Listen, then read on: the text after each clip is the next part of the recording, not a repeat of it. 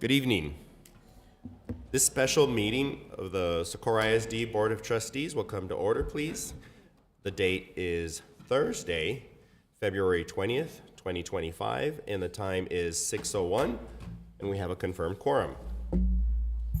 Thank you for joining us for this meeting, both in person and online via our YouTube stream.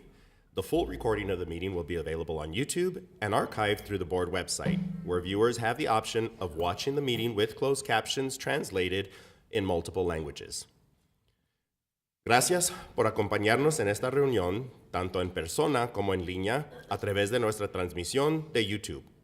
La grabación completa de la reunión estará disponible en YouTube y se archivará a través del sitio web de la Junta, donde los espectadores tienen la opción de ver la reunión con subtítulos traducidos a varios idiomas.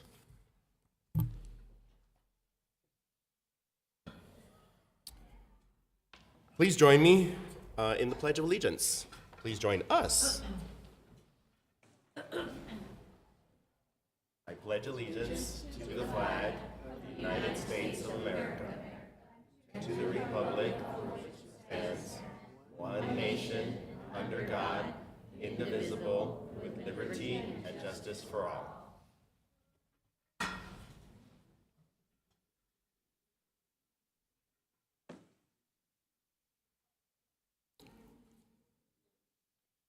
All right, continuing with our agenda, we have public comment. We do have one person signed up for public comment. We have Mary Lou Gonzalez with EP Dentistry for Kids, please.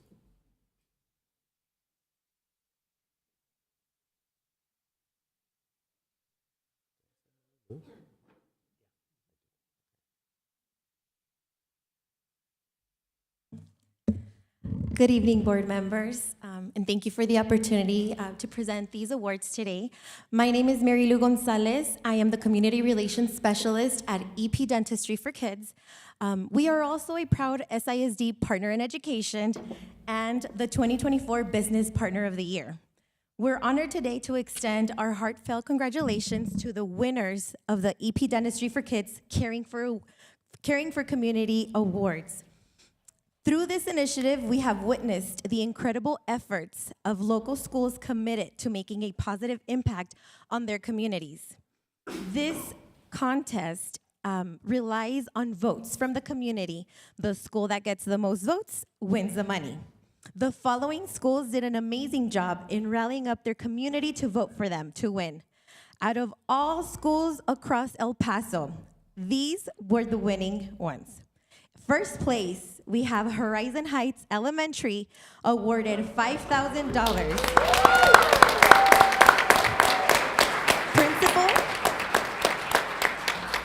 Principal Ms. Hansen said, "We're so excited to share that with your generous donation, we will spoil our teachers as they are the heart and soul of our school. From the bottom of my heart, I thank you for thinking of educators.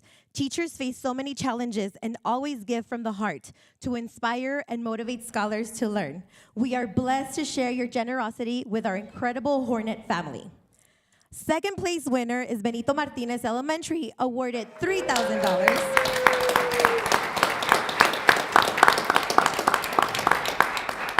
Principal Dr. Wright said, "I am truly honored to accept this award, which will go towards supporting our incredible teachers and ensuring that every student, regardless of ability, has access to a safe and inclusive playground. This recognition is not just for me, but for the dedicated educators who work tirelessly to inspire and shape young minds, and for the students who deserve a space where they can learn, grow, and play together."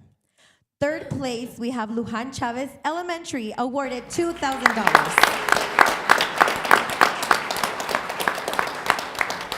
Principal Ms. Mills said, "We have used some of the funds to purchase supplies for hands-on science labs, and the rest will be going towards an end-of-year activity for our students. EP Dentistry for Kids is honored to support these efforts and looks forward to seeing the continued positive changes these grants will bring to our community. Once again, congratulations. Your commitment to service and progress truly embodies the spirit of our Caring for Community Award program. Congratulations."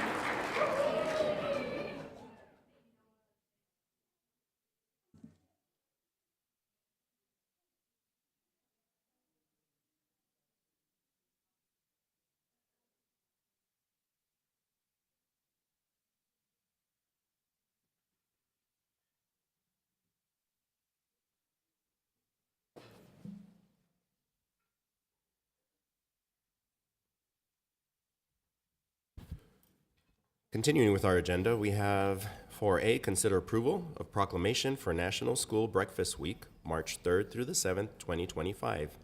Ms. Shanoski. Good evening. Thank you so much for this opportunity to speak. Interim Superintendent Mr. Vasquez, Board President Mr. Nadha, and members of the board. My name is Shelley Chinoski, and I'm the proud Director of Child Nutrition Services. And I have many of my team members in the back over there. Woo, woo. All right. The National School Breakfast Week celebrates the importance of a nutritious school breakfast meal in fueling students for success. This special observance in March highlights the National School Breakfast Program and the many ways it gives kids a great start every day. Under the leadership of Mr. Vasquez, our board members, Socorro ISD teachers, staff, community, and the Child Nutrition Program, we have made a continued commitment to ensuring that every student has access to breakfast at no charge. Our program is proudly self-funded and sustained, demonstrating our dedication to providing essential nutrition for all our Team SISD students. We offer even healthier options, including fruits, vegetables, whole grains, while limiting sodium, calories, and unhealthy fats in our school breakfast meals. Studies show that students who eat school breakfast are more likely to reach higher levels of achievement in reading and math, score higher on standardized tests, have better concentration and memory, be more alert, and maintain a healthy weight. To date, Socorro ISD has served 2,467,386 student breakfast meals. Great things are happening at Child Nutrition Services. With various options like grab-and-go carts at our high schools, dine-in breakfast and grab-and-go carts at our freestanding middle schools, and breakfast in the classroom at all pre-K-8 and elementary campuses, we ensure that every student has access to a nutritious meal. Additionally, our Second Chance Breakfast allows high school students involved in extracurricular activities to get a meal later in the morning. With that, I'd like to introduce Melody Martinez, who will read the School Breakfast Week proclamation. Melody Martinez is a remarkable fourth grade student scholar at Myrtle Cooper Elementary, where she is part of the Dual Language Academy. Melody excels both academically and in extracurricular activities. She consistently achieves AB Honor Roll status and has been recognized as an all-star student, earning the Principal's Award twice. Melody's dedication to reading has made her the top reader in her class. Her enthusiasm for learning extends beyond the classroom. Melody actively participates in student council, folklorico dance, and cheerleading. Her commitment to her studies and diverse interests embodies the spirit of the excellence at both Myrtle Cooper Elementary and Team SISD. Those outstanding qualities distinguish Melody as an exceptional student amongst her peers. And I would like to add that we are so proud because Melody, her mother, Miss Martinez, she is on our menu advisory committee, which she has helped make decisions for menu planning for next school year. So she has graciously allowed her daughter to come and read for us. So Melody, you ready? Come on up.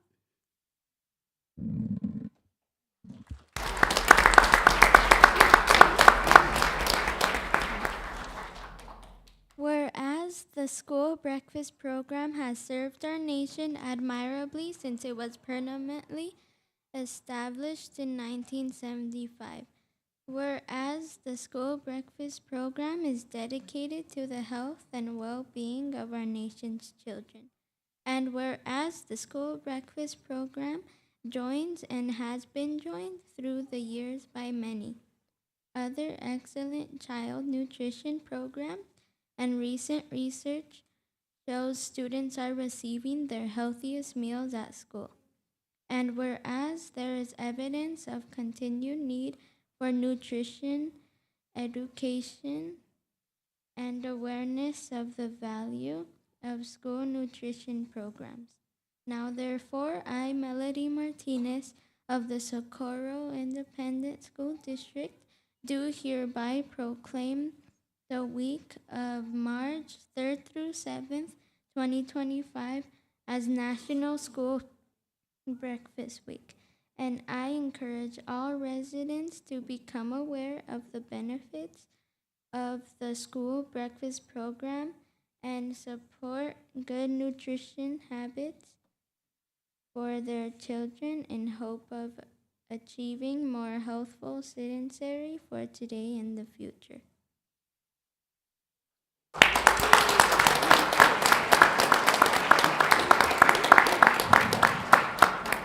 Great job, Melody.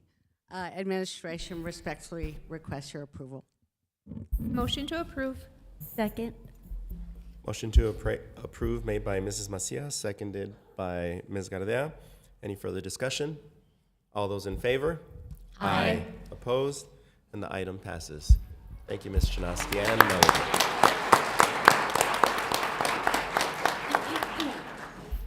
Item 4B, consider approval of proclamation for Theater in Schools Month.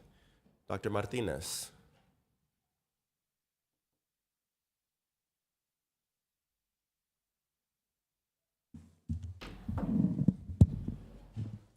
Good evening, President Nájera, Superintendent Vasquez, and members of the board. My name is Armando Martinez. I'm the Director of Fine Arts. The arts are thriving in Socorro ISD, and we are here tonight to celebrate all the arts. The month of March is Arts and Education Month and Youth Arts Month, and tonight we have come before you to celebrate all the great things happening in Socorro. This year alone, SISD Fine Arts has thrived in the region as the leading department in student achievement. For the fourth year in a row, SISD has been named a District of Distinction by the Texas Arts Education Association, an 8-time recipient of the Best Communities for Music Education by the National Association for Music Merchants. In 2024, SISD was received the Award of Distinction as an exemplary district for theater education by the Texas Educational Theater Association, along with Socorro High School Theater also being recognized as an exemplary theater program in the state of Texas. This fall, the Texas Thespians chapter of the Educational Theater Association has recognized SISD as a premier community for theater education for the second year in a row, as well as being named a premier community by the national chapter of the Educational Theater Association. As the leading district in the region for fine arts education, SISD students have led the way in regional, state, and national recognition. This year alone, SISD has had the most students qualify for the high school and middle school all-region jazz bands in the city, the most high school all-region and area mariachi qualifiers, the most high school and middle school all-region band and area qualifiers, the most all-region choir qualifiers.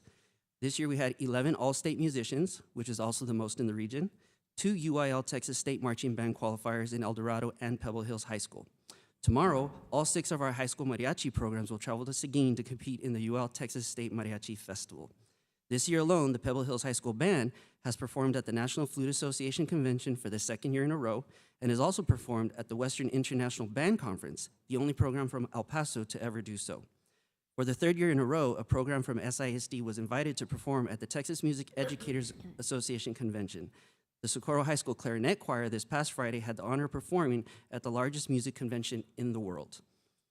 For the second year in a row, a program from El Paso has been invited to perform at the Music for All National Concert Band Festival. The East Lake High School Band will travel next month to Indianapolis to take part in this event.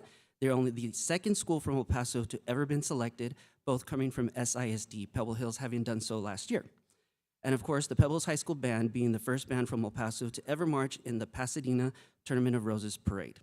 This past weekend, our SISD high school art students took part in the Texas Visual Arts Scholastic event and had 16 state qualifiers. 5 artists also advanced to the area round of the National Scholastic Arts Competition.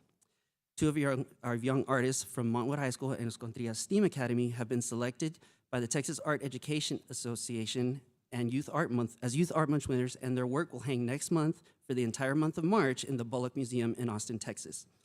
This year, the Paso del Norte Fine Arts Academy was the only school in Texas and one of only 5 nationwide selected to participate in the John F. Kennedy Center for Performing Arts Changing Education Through the Arts National Pilot Program. Tonight, we're also recognizing our fourth cohort of all-state dancers, whereas one student from the all-state dancer group from Socorro High School, Danica Luevano, was one of 5 students in the entire state of Texas to receive the TDA Dance Scholarship. Montwood High School Dance Program has also been selected for and will be traveling to the National High School Dance Festival in Pittsburgh next week. This fall, 3 of our theater programs were named Golden Honor Troops by the Texas Thespians Association for Excellence in Theater Education. In the first ever citywide middle school UIL one-act play contest, SISD Enzer Middle School took the grand championship and both Best Performer awards, and Serna Fine Arts Academy was named the Best Tech Crew. Socorro High School theater teacher Molly Alvarado was awarded the prestigious Golden Apple Teaching Award by the Texas Thespians Organization.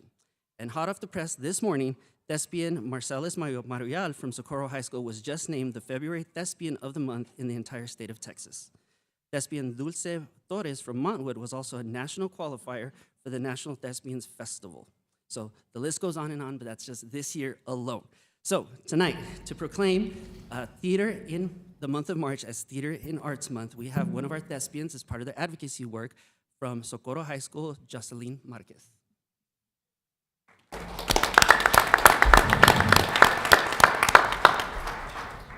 March as Theater in Our Schools Month proclamation. Whereas access to theater education in our schools has been proven to provide many benefits for all children, such as higher levels of empathy, emotion regulation, decision-making, and a positive self-image.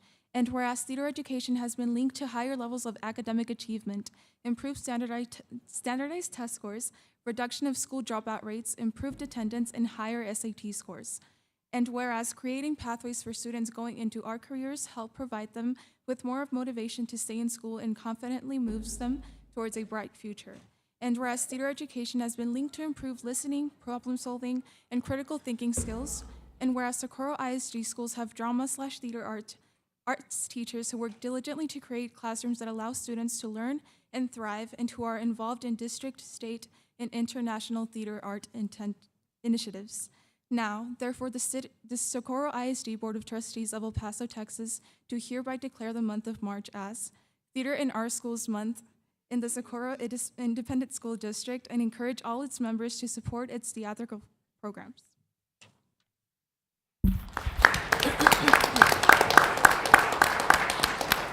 Thank you. At this time, administration recommends approval. Motion to approve? Second. A motion to approve made by Mr. Guerra, seconded by Mrs. Nájera. Any further discussion? All those in favor? Aye. Opposed? Item passes. Thank you.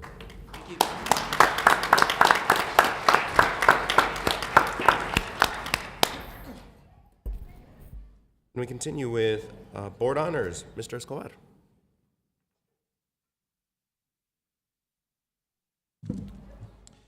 Good evening, President Nájera, members of the board, Superintendent Mr. Vasquez. My name is Daniel Escobar, Chief Communications Officer for the district, and it is my pleasure to introduce tonight's recognitions. If you'll please step down to receive our honorees.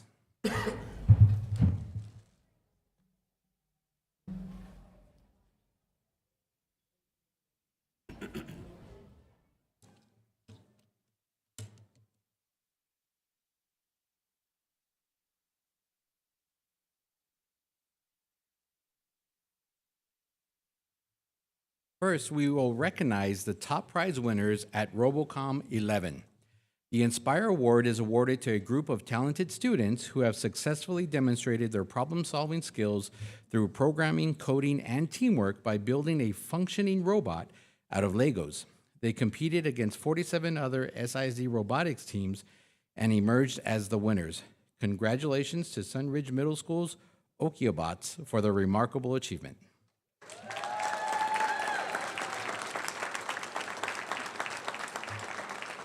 Jimena Aguirre, Aubrey Belvin, Desiree Carrillo, Sofia Diaz, Zoe Gallo, Natalie Mancia, Mia Valenzuela,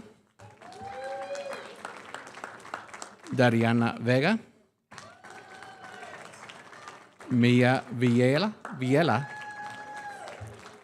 And they're led by Coach David Justo.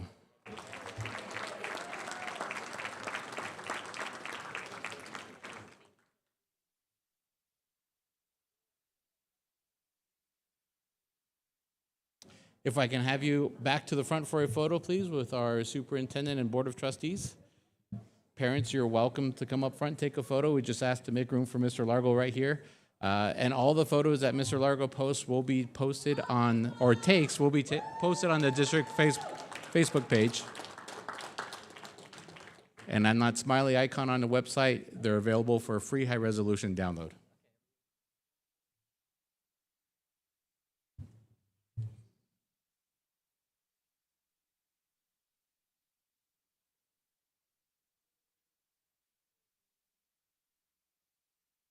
Keep smiling, keep smiling. Congratulations once again.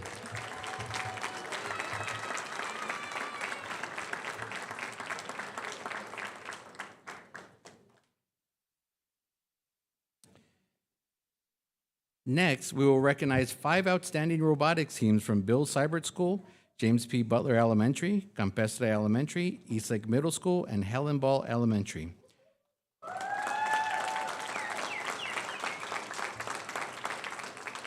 These teams have advanced to the first LEGO League Texas Championship in March after qualifying for the competition at the West Texas FLL Challenge at the University of Texas at El Paso. The talented students will compete against the top regional robotics teams at the state contest in Hazlet, Texas, where they will showcase their technical expertise and problem-solving skills. We wish the students and their coaches the best of luck.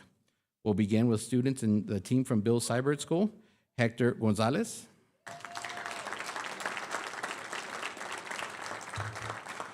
Nicolás Ortega, Brady Ross.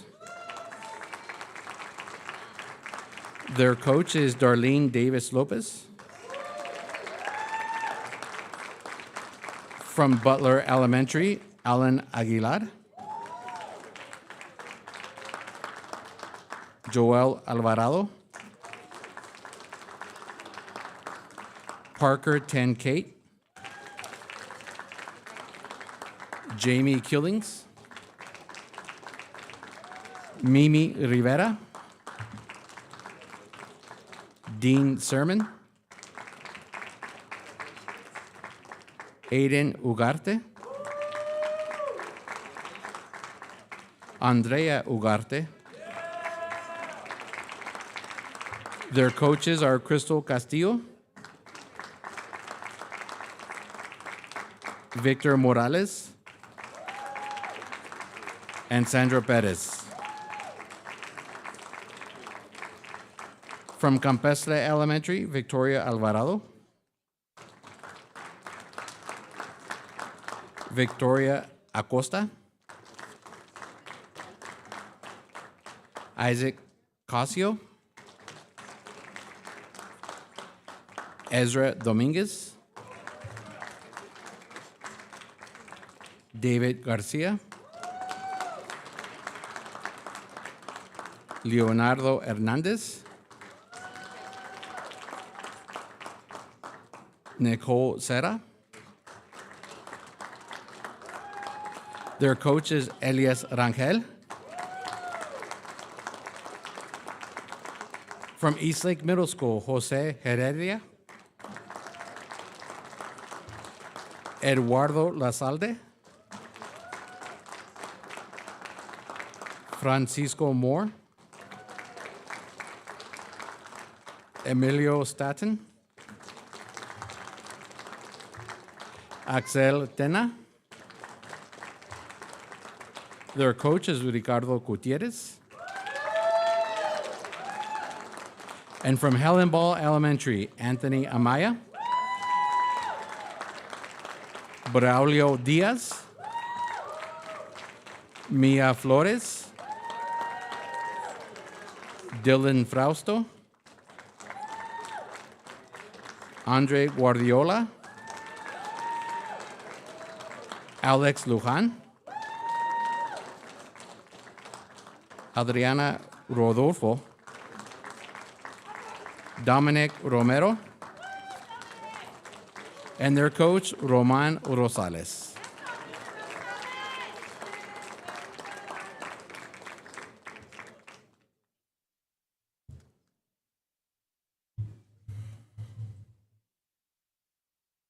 All right, if we can have you all back up to the front for a photo, please.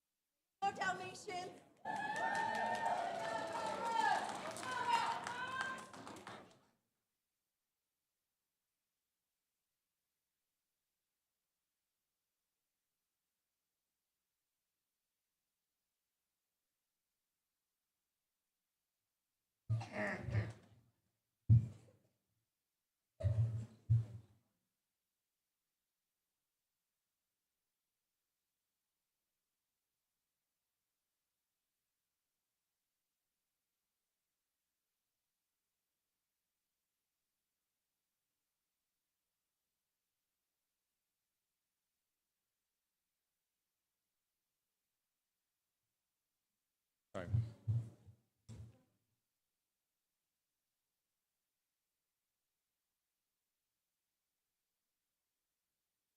Christy.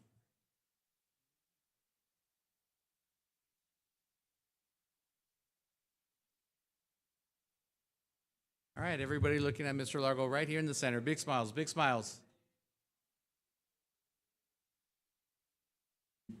All right, keep smiling, keep smiling. Hold up certificates one more time.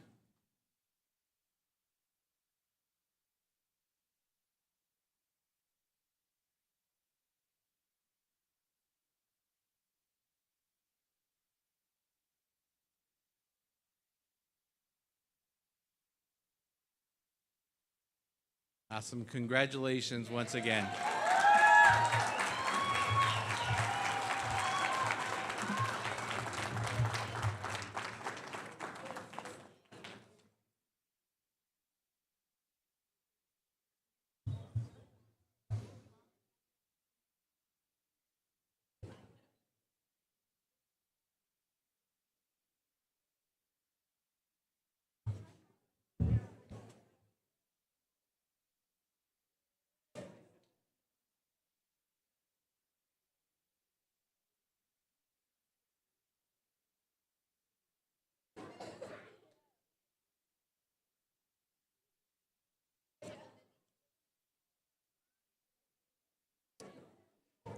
We will continue with our next recognition. It's for two outstanding high school robotics teams that advanced and competed at the UIL Best Robotics State Championship. These robotics teams consistently display outstanding skills in STEM, learning to analyze and solve problems through the engineering design process while also developing technological literacy. They represented their schools and Team SISD exceptionally well, showcasing their robotics knowledge, innovation, and creativity during the competition. We applaud the Eastlake High School and America's High School robotics teams for their hard work and achievements. We'll begin with America's High School Best Robotics State Competition team, Logan Bishop.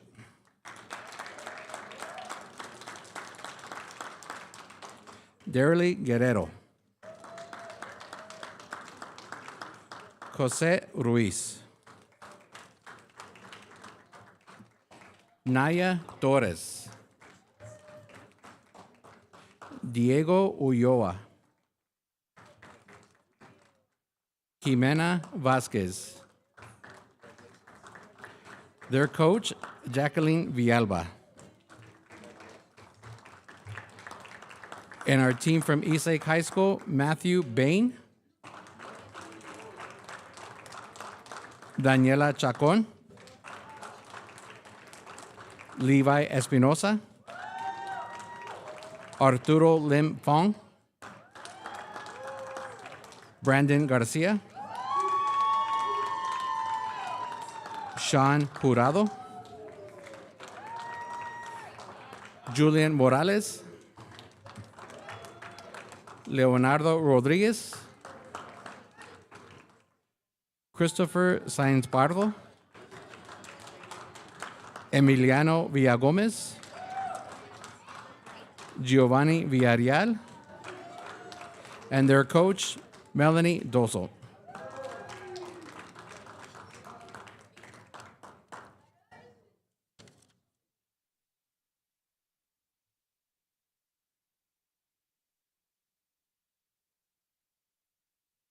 If we can have you back to the front for a photo, please.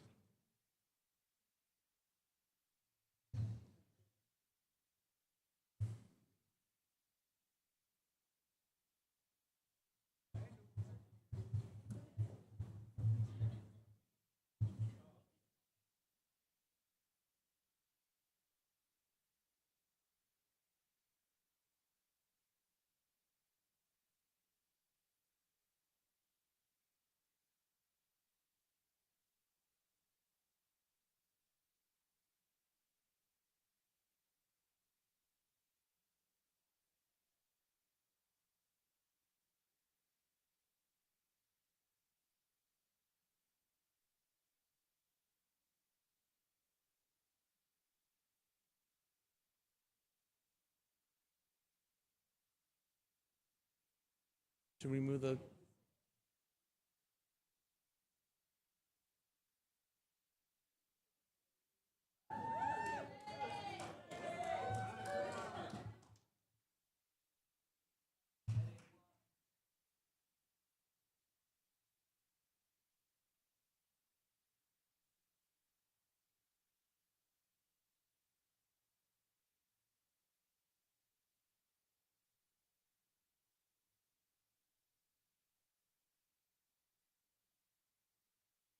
Congratulations once again.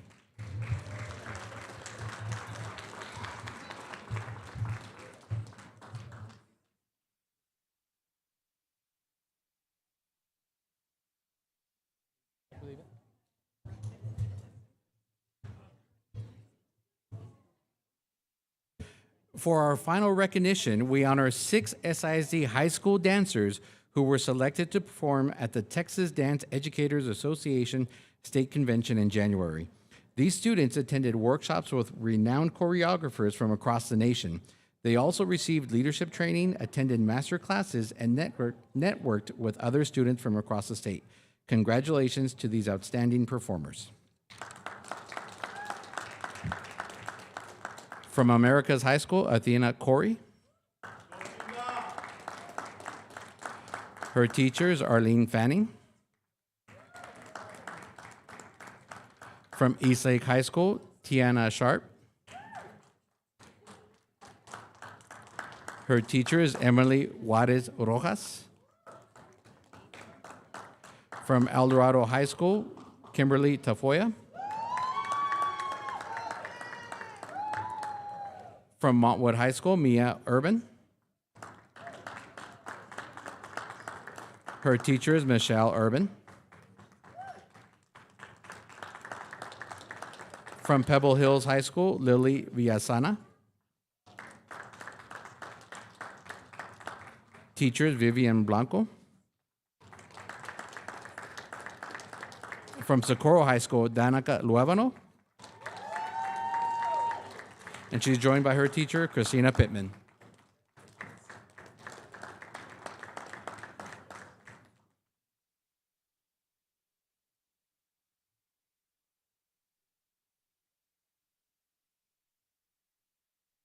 If we can have you back to the front for a photo, please.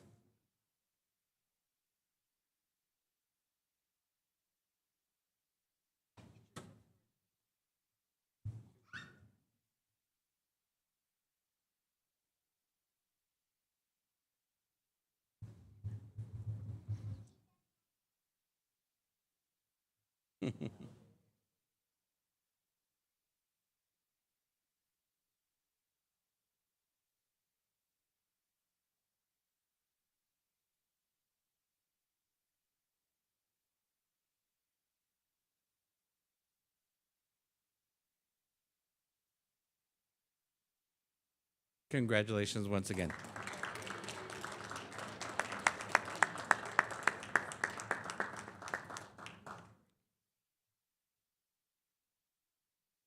And that concludes our recognitions for this evening. Thank you.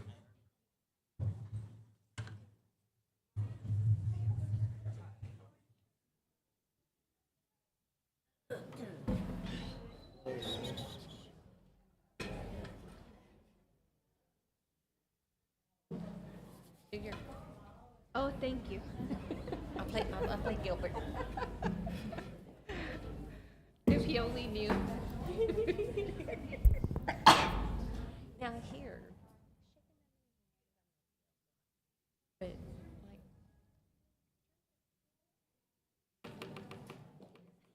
Sorry. That's cute. That's cute.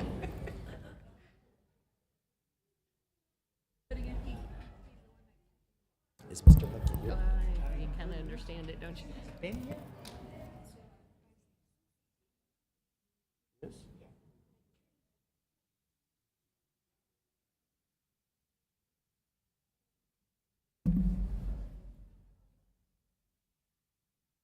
There he is.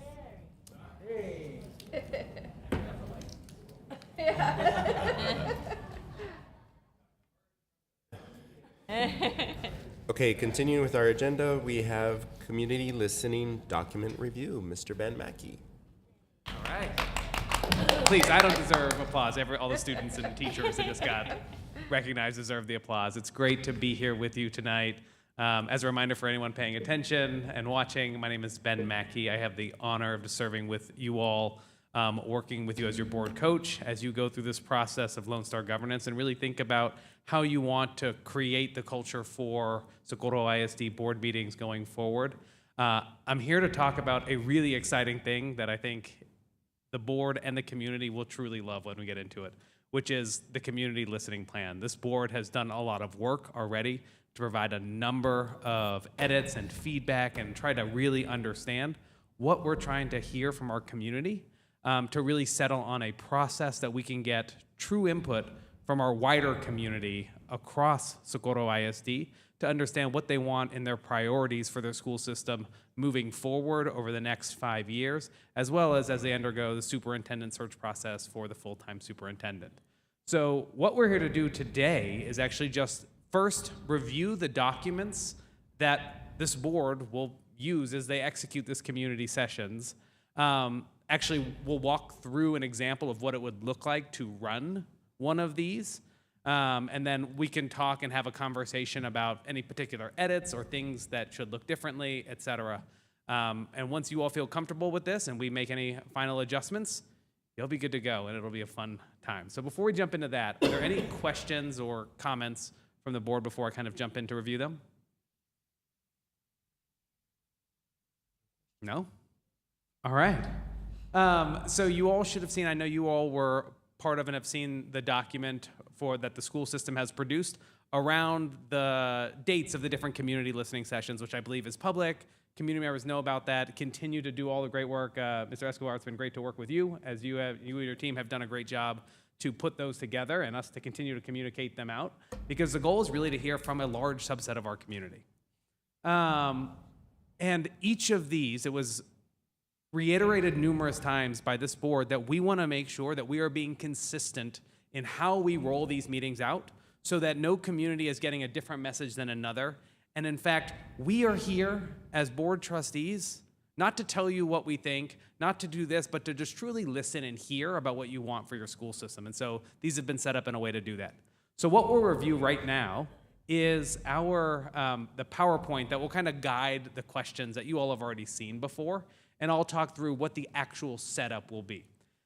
They've got this pulled up, but just to kind of hone you in on what these setups will look like, most of these will take place in the building across the street, in cafeterias, in gyms, places where you can have tables of 4 to 8 people sitting together and talking. This is actually going to be mostly community members talking to one another and capturing their notes, and board members kind of listening and understanding and hearing from them. So the setup will be a number of these tables. Each of these tables are going to have markers and some easel pad paper where they're actually going to put down their responses to what we'll talk to. All of that will work with the team, will get captured and contained in one centralized location. And I will be actually taking that through an entire data coding process to be able to share back a summary to the board and to the public about what our community at large is saying.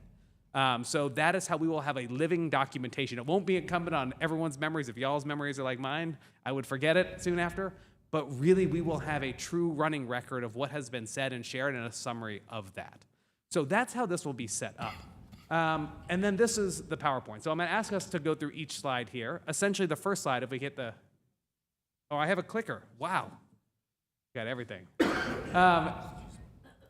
The board members who are running each session will use this to introduce themselves. It was part of the design by this board to make sure that there's at least 2 board members at every meeting. That way we're hearing, even though it might be a particular school that I might live in the neighborhood of, et cetera, we are getting to hear from all of our community in different places and actually hear voices that we might not hear every single day. So there will be at least 2 trustees at each of these meetings. And so you would use this slide to introduce yourself and share anything you want to share about your background, although I'm sure most people know of you. And then to talk about the purpose. And the purpose is just threefold. Number 1, we are here to understand what you, the community's vision is for your school systems. What do you want kids, by the time they're done with us in Socorro ISD, to know and do? You don't have to be an expert on all the metrics. We're not asking you to measure it. We just want to hear from your perspective, what do you want kids to know and do? The second thing we'll ask you about is what should we make sure to protect as we pursue our vision? So we're going to tell the superintendent, go make sure that our students can leave us knowing X, Y, and Z, but not at the expense of these values that we hold dear. And then the last thing is, what attributes will we look for as we prioritize our next superintendent and go through a superintendent search? And that's the 3 things that we're going to be asking of our community that they will work through during this. So you'll briefly overview that, and then you'll share a timeline, is that this doesn't stop. Right now, we're doing community listening. We're out here to hear from you. In April, we're going to get a report back of all of the summary of this. That will be public and publicly discussed. This is a conversation the community will see reflected, their voices in this. And then we as a board will come together to start to draft what those priorities are based on what we've heard from our community and what we know from our administration are some of the key levers that can move us forward to that. We'll go back and forth and do that work to kind of have that discussion. And once we start to settle on those priorities, that will give the superintendent and the team a time to really think about aligning the budget to those priorities as we go forward. This board's going to adopt a budget in the coming months, so it starts this process now. If we're hearing from the community and the board is codifying that, then the team can start thinking about that as they're budgeting and the discussions that will come to that. And then in June and beyond, there'll be a back and forth over those months as we codify these priorities. We go from broader to specific. Okay, if we said reading is really important, what do we mean specifically by that? What grade level should we prioritize? We got to teach everyone to read, but like, what are the key, the grade levels we're focused on, or what measures are going to tell us if students are reading? And we'll actually get to some clarity. So this board and superintendent and team all know the direction and are rowing in that same direction. So you'll briefly overview this timeline, and then let people know that the rest of this meeting is going to be about you sharing your thoughts with us, and we're going to have this protocol set up for it. So people will be seated in groups of 4 to 8. This is often a time where you will notice there might be one person sitting on a table by themselves. You'll ask them, like, make sure you're in a group. Oftentimes we'll have translation at all of these meetings. And so oftentimes folks might want to participate in their native language. It's okay to have people move so they can actually have a table and participate fully in their native language and write everything in their native language. That works great. You can allow for people to move about and get settled for this. And you'll ask people to pick someone in your group who can write legibly that will actually write this down. And then tell them that they're about to answer 3 sets of 2 different questions that'll try to get us to this. You can clarify the role that we are here, board members, to listen and to walk around. We might ask you clarifying questions. What did you mean by saying, I want students to read? Which students, where, how would you think about that? You can ask clarifying questions as that comes up. And then again, to reiterate, we're not here to tell you what we think, we're here to listen to you. And then the last thing is, we know that people might have issues or concerns or want to have one-on-one dialogues or discussions or debate, and that's totally fine.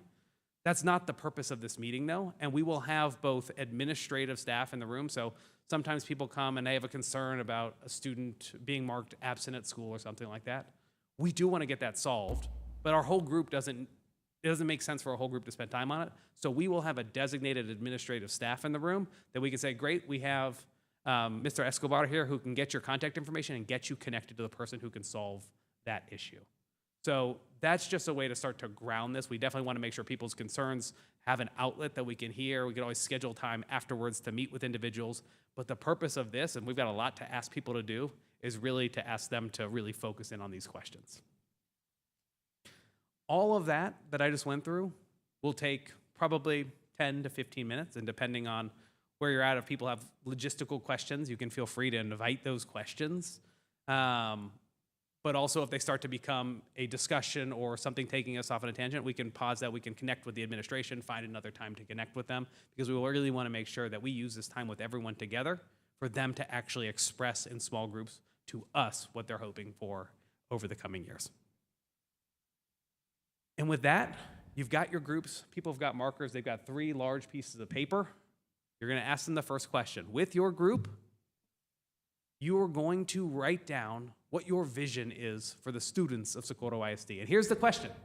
Create a bullet point list of the most important things that Socorro ISD students should know or be able to do because of their time here. And really hone people in on that know or be able to do. There's a lot of important things, but we're talking about the students here. And you can have people might have questions or whatnot, and then give them time to work. And you can kind of feel this out. Usually it'll be 5 to 7 minutes that they will sit there with their group and really start talking about this and generating a list. Some people might be real education wonks and be able to be very specific about things. Others are going to be say, I just want my kid to be successful. And all of that is okay. We want everyone's voice in this process. And so during this time, people are going to be writing. The trustees hosting it will be circling. If someone wrote something that isn't quite understandable, or you've got a question on, now's the time to ask it and prompt them to be more specific. If something's vague, ask them to be more specific.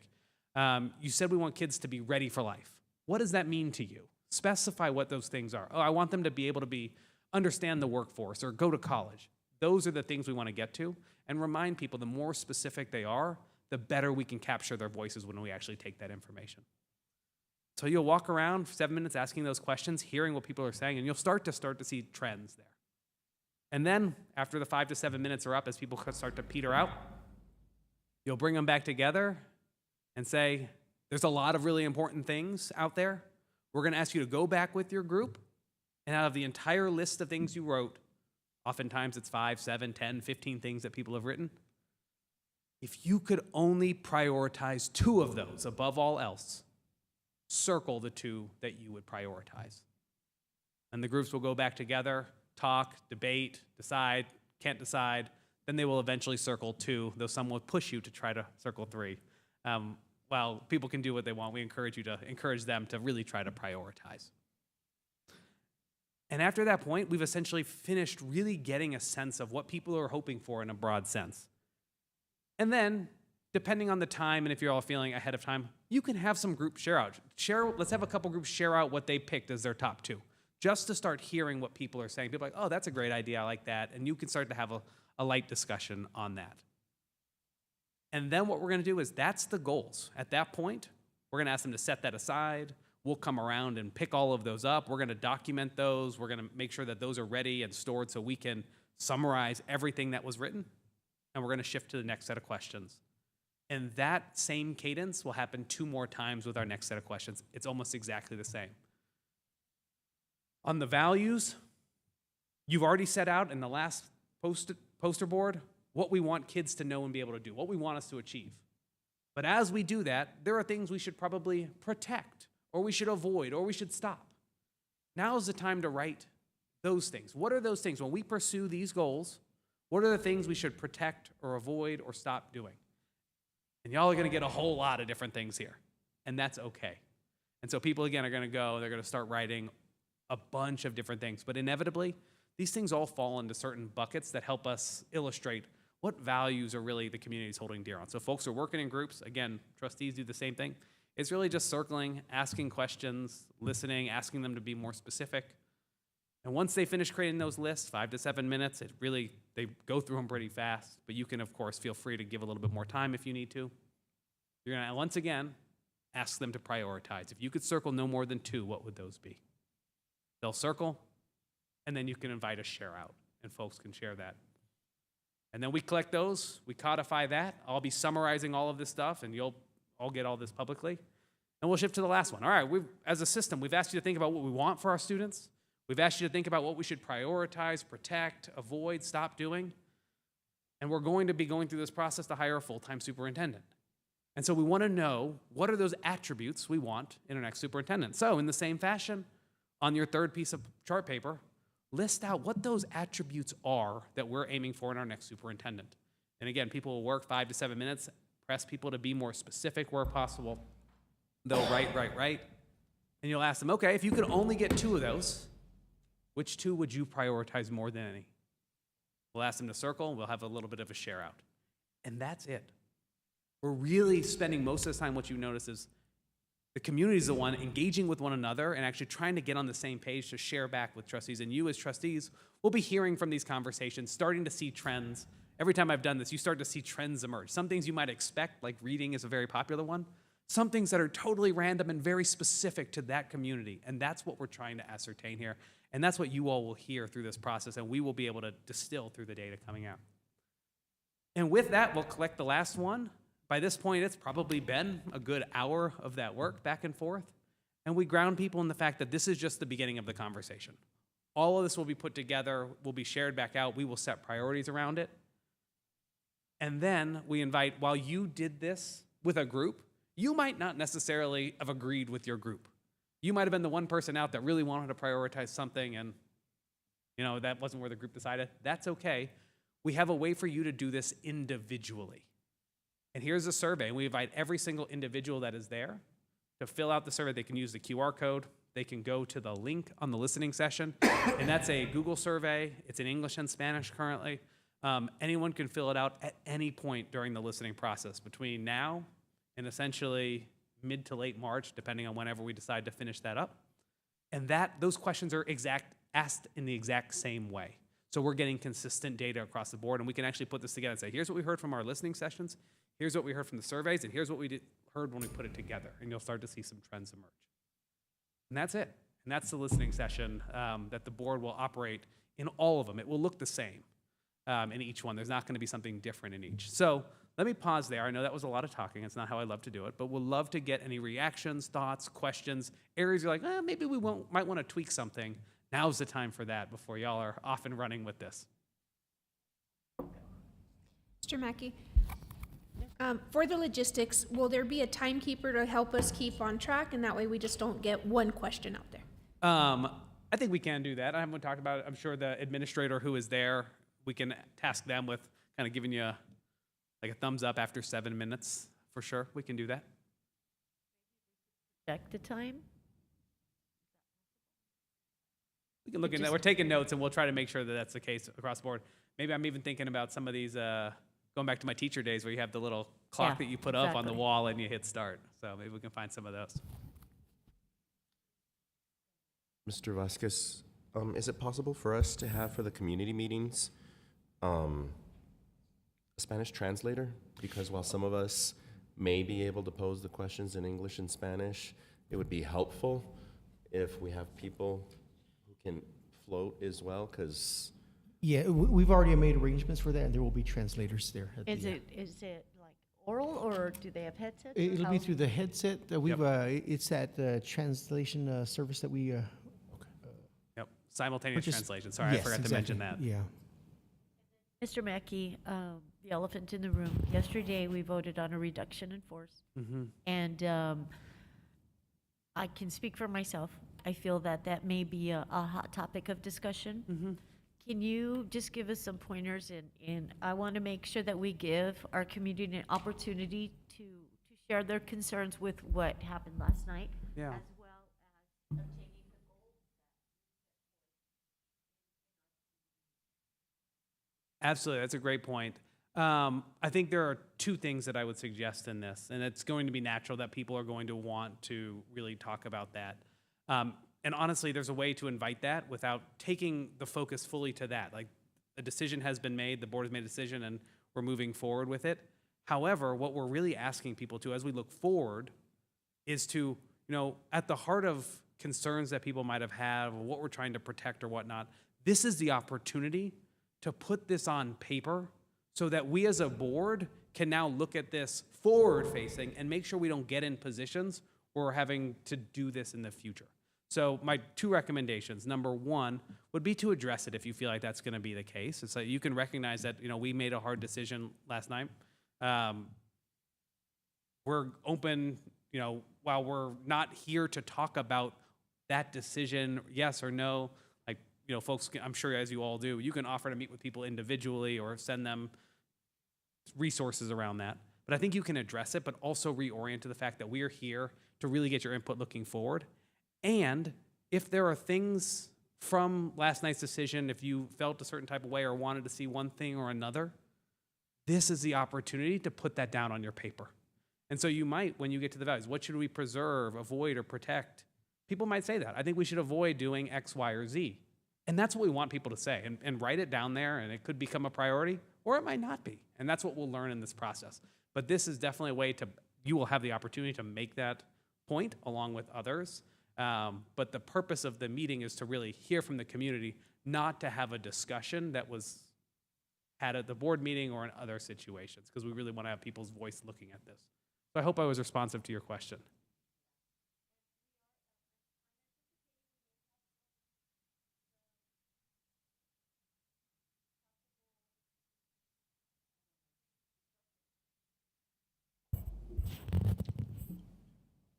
The only reason I'm saying that is that I'm going back to someone who spoke yesterday, who said, kind of forcefully, I will be at every community meeting. I'm hoping that they're to be productive, but if they're not, how do we address someone who's unhappy? Yeah, I mean, I would address it like you would at any meeting. We definitely want people to come and share their voice, to be part of this conversation. If someone is making other people's voice not able to be heard because we can't move forward with the meeting, I would follow your standard procedures as you would at a board meeting or any other place to make sure that everyone else who did show up and is participating in a productive manner is able to do that. Will we have people there to help us? Well, there'll be folks available. Our administrative team will be there. We've all signed up as well for different dates. I will probably be there at every single one.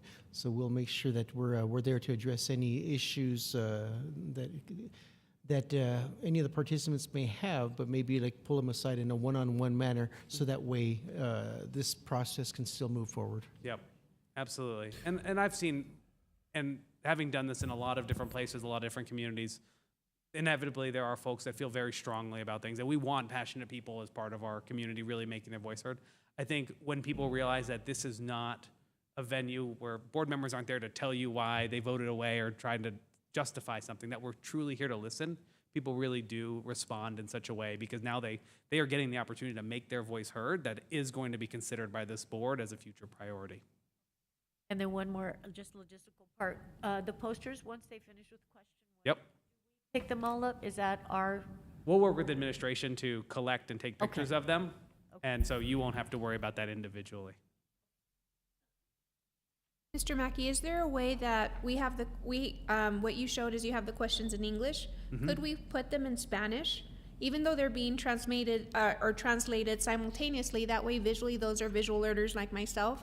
As they hear it, they could also see the questions so that we could move forward with the process. We can make that adjustment. We have those already translated on the survey, so we can make that adjustment on the PowerPoint tonight before the first meeting tomorrow.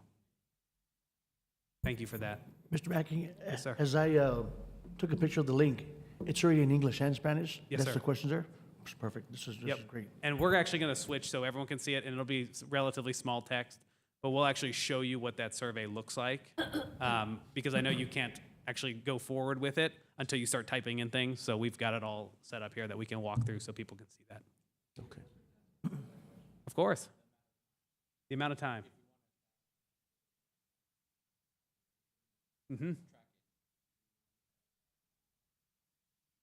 My recommendation is Mr. Mackey, I'm sorry, will you repeat, please, the Yes. question that Ms. Escobar asked? Yes, he asked about standardizing the time that folks have to work through their questions as a group. And my recommendation is a starting point at 7 minutes for generating the list and 5 minutes to prioritize it, though likely they don't use the full 5 minutes. And then I think there was a section where they're going to share out. So how many should we have share out? About 2? Depends on the time. Okay. Usually 5 minutes or so. Some people are more verbose than others as you're sharing out. So you wouldn't want to spend 20 minutes sharing out each time because that's going to take you way over time. But I think five or so minutes, depending on how long and lengthy the answers happen to be on that. But I think that's an area where you can make a judgment call on how much time you have, how, you know, people might start if we're starting to roll into an hour already, we've got another question. We want to make sure to prioritize getting the responses to the questions as opposed to the share outs, because we will still be sharing out publicly the entire amount. So 7 to 5, about 14, 15 minutes per section. Yep. Okay. And that makes sense if we're going about 10 minutes on the upfront, 15 minutes roughly per section. We know there's going to be a little bit of transition and questions and all of that. It should put you at about an hour, though likely they might roll over a little bit more than that. And then you stated that the information is going to be on the website. How are we going to get them? How are they going to know that their voices were heard? Where are they going to see the information? Yeah, so we will be taking all of the pictures of these, and I will be actually conglomerating them into one large summary document. It'll be 5 pages. It'll go through each one of those questions for the vision and values. It'll have breakdowns of who responded, what the pie chart is, what the types of responses were, et cetera. And it'll kind of show the frequency of both how many times was it mentioned and how many times was it prioritized. That'll be the case for the vision and the values. And the superintendent question will result in essentially a superintendent profile, as you might have seen that before. All of those will be published publicly when we conclude with all the data. So when we actually come back in April to review that, likely at a board meeting or a workshop, it will be posted publicly. We can find a place for it to live on the website. Some boards put it under, our priority setting, and these are the discussions from the community or whatnot. We can find ways to do that. There wouldn't be any live link to this because we're trying to get a sense of what it is first. But by April, all that summary can live on the website. It'll be public in board documents, and we can find a good home for that. I think that's important that we let them know by April. We will be sharing, and at that point, it will be on our website for them to review. Hope to see them at our board meeting then. Okay. Yeah. I think there's plenty of opportunities. I've seen school systems, if they have a typical newsletter that they send out to families or whatnot, you can include it in the newsletter as a link and things like that so people can actually see what came up from that. Perfect. Thank you. I guess one of the tougher questions that might come up after last night, we laid off several people, and now we're moving forward to hire a new superintendent at a good price. How are we going to get that feedback, or should we wait? I'm asking the board, or should we move forward, or we will hold back a little bit and wait? Are you asking for my Well, thoughts? I guess, how's it going to look to the community? I will share my recommendation is the board has already publicized these and is going to need to have this conversation. It would be my strong recommendation to continue and ask that question, knowing full well that people might feel away and we're understandably thinking about different things. We want to continue to build this trust, and the way to build the trust is to actually have the conversation. The questions we're asking are really around the attributes. And legally, you are required to have a superintendent. There's no way we could not hire a superintendent. Like, that's just the law. The question really is about what attributes do we want in the superintendent, not about, should we do this instead of that? And people are definitely might feel hurt, understandably, have different thoughts about this, but it can't stop the work. And I think the community trust is built by engaging in authentic one-on-one dialogue and giving folks the opportunity to share this in a way that we're going to continue to build trust and share out what we've heard and how we're moving forward with that. And some of those feelings might manifest themselves in the values that we're hoping for, the things we would want Socorro ISD not to do or to avoid as it pursues its goals. And we can take that into account as we build out what the budget looks like going forward, what our future plans are, and how to make sure to protect those values. Thank you for helping us think through that. Truly what I heard is we're required to have a superintendent. And that's why we want your voice, and we want to hear those characteristics, completely understand. So I like how you mentioned that, because it's a requirement. It's not, our choice if we have one or not. And that way we could be very clear Yes. with Yep. with that expectation. And we can hear if our community feels a certain type of way about something we want to make sure that we avoid doing going forward. We might, there might be community desire to make sure we're thinking about, how to protect certain classes of teachers or programs or whatnot. That's what we want. And if we can actually truly hear that from the community and know that that's a priority, we can build that into the future as we go forward. And that's really the heart of this, is all forward looking. This board have to consider hard decisions, and that's the reality of the current situation. But we are looking forward here so we can make sure to protect these things and be proactive on a lot of these things so that we don't repeat anything that might have harmed people in the past or really help us to live by the values we're trying to codify with our community. Mr. Mackey, if we have a meeting and say 800 people show up, what's say the maximum group size you would suggest? That would be a great problem to have. Indeed it would. The maximum groups, there really is no maximum group size. I think what we would want to note is how many voices were on each of those. So if you ever had a situation where you didn't have 4 to 8 in groups and you had to have 12 people at a table, you might want to make a note of that. I'm not sure if we're doing sign-in sheets or whatnot for these, but at least to note at this meeting, hey, we had larger than average groups. So we know that there's a little bit more voice behind those and we can weight them properly in the analysis. But then I would also note on those, because when you get to a group of 12, the group of 12 isn't always going to agree on what to prioritize and how. That's where we would especially coach people to say, make sure to fill out the survey and maybe move through the questions slightly faster and actually spend time asking folks to fill out the individual survey once they've had the conversation to make sure all those individual voices are captured. But frankly, there's really no max on it. It just gets unwieldy if you have too large of a group on those. But we're going to have a lot of paper and markers there, so you might not all have tables, but there might be ways to do that and have more of those. Okay.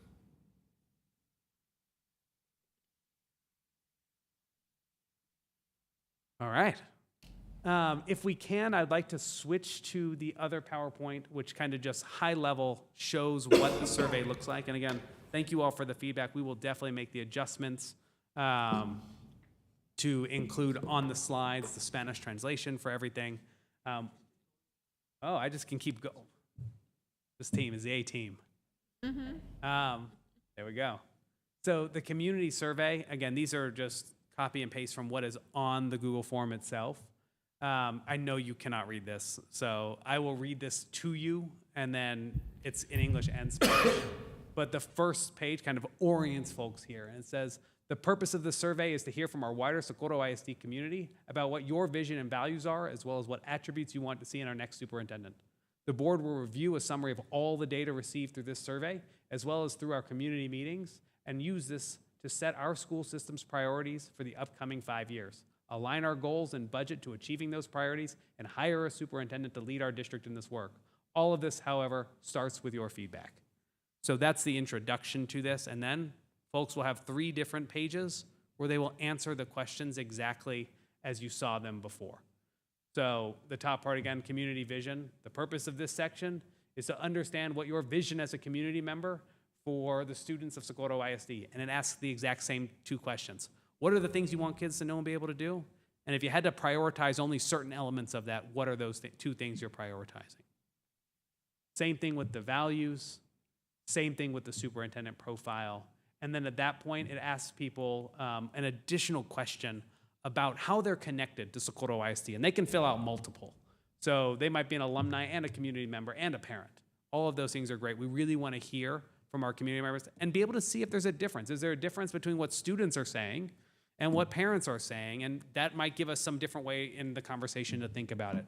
And so you will actually get all of these responses broken out by what are students saying? How is that different or the same as what parents or community members or staff are saying? But all of those voices are very critical voices to have in this process because they are all members of our Socorro ISD community. You had said, I think at the beginning it says these are our goals for the next 5 years. So we don't revisit those goals for 5 years, or do we? I can't remember. Do we? That'll be up to you. That'll be Okay. up to the board. What we recommend is you don't want to change, you definitely don't want to revisit goals every 1 year. Right, right. So you want to set 5-year goals, so it gives the superintendent and the organization time to start coalescing. And oftentimes when you start a goal, sometimes you try new things and you might even see a dip immediately before you actually start seeing those gains.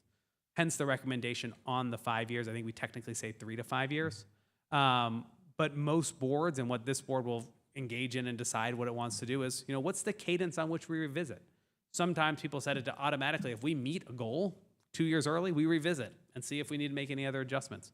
Others build in something every 3 years to look at and say, all right, is it changing? Are we good to continue it for the next 2 years? Or do we want to start looking at the next iteration? But our recommendation would be no quicker than 3 years ideally. And if it takes the 5 years, great, that's the focus. And if you make adjustments in between, that's great too. But really thinking about that and having a set cycle on which the board will revisit it, and B, be able to respond if you meet half your goals, and now it's probably time to switch up some goals and go back out to the community.